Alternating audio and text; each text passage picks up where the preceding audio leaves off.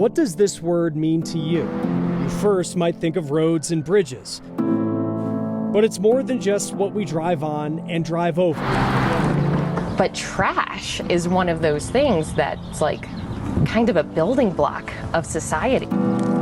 Infrastructure is the framework of what helps us move forward in ways you may not realize. It's also, for me, it's a public health issue.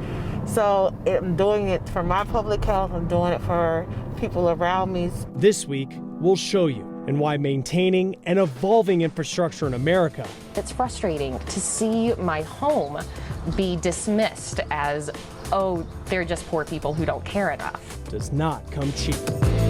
This is The Race. Welcome to The Race. I'm Chris Stewart.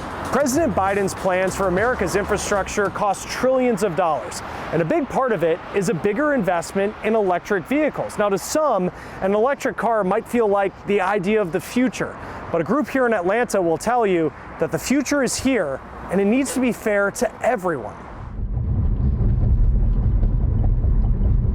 The acceleration is so fast that it's just like, I gotta respect it. I gotta back off and respect it.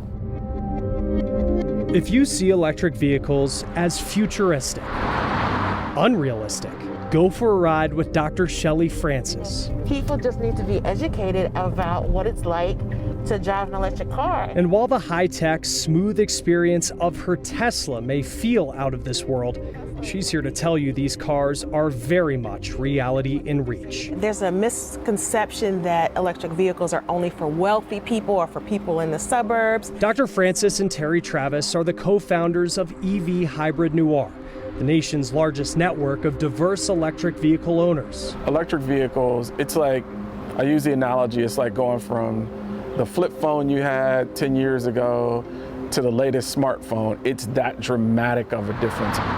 As the president plans to invest billions in electric cars, they want to make sure people of all backgrounds are behind the wheel. Most folks have this ideology that Teslas are incredibly expensive.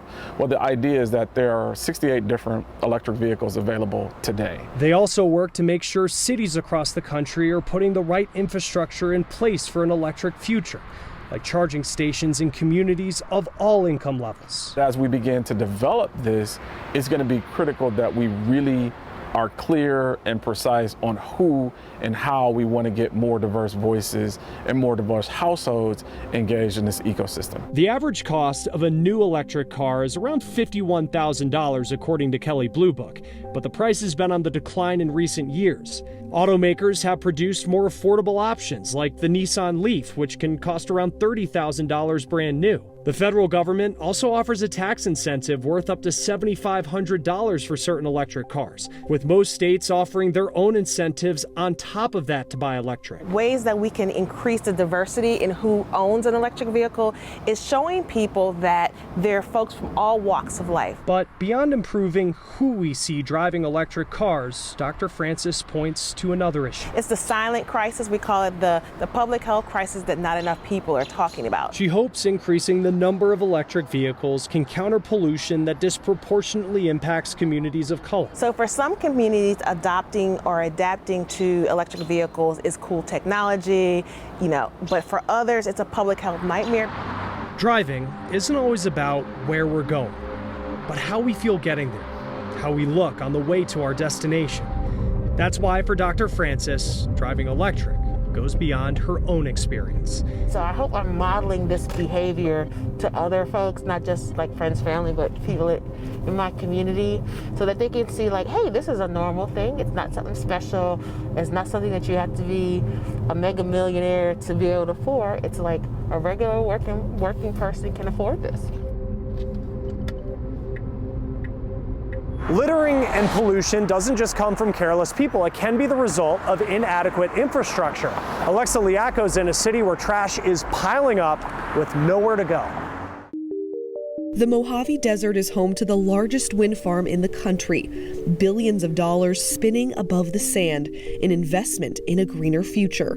But underneath these turbines sits a community that could use a little investment of its own.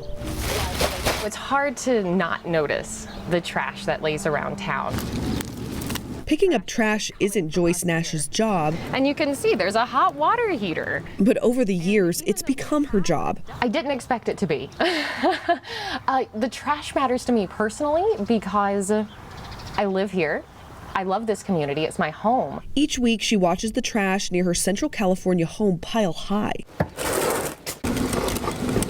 It's a matter of not enough receptacles and having trash receptacles that just aren't appropriate for where we live and how we need to use them. But more than the overflowing cans, it's the trash laying all over town. You can end up with like meat containers. The city's only park is full of it. I definitely see kitchen trash. And Joyce can't help but think this isn't just a people problem. And it's frustrating to see my home be dismissed as, oh, they're just poor people who don't care enough. The problem is that we're overwhelmed and this is more than what we can handle ourselves. She says it's infrastructure. We think about roads and bridges as being the first types of infrastructure, but trash is one of those things that's like kind of a building block of society. But when it's not handled well, you see it impacting everything. But for those in charge of the trash infrastructure, they say there are enough garbage bins.